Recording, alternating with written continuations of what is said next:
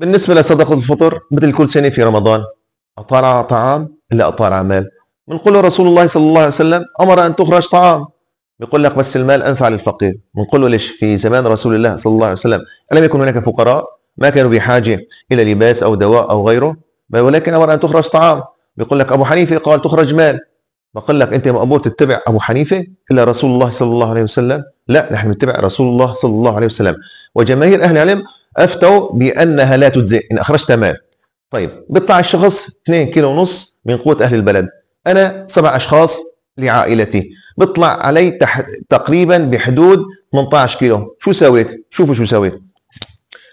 جبت كيلو طحين، كيلو حمص حب، كيلو عدس أسود، كيلو فاصوليا بيضة، كيلو رز طويل، كيلو عدس أحمر، كيلو رز قصير، كيلو برغل، وكيلو سميد.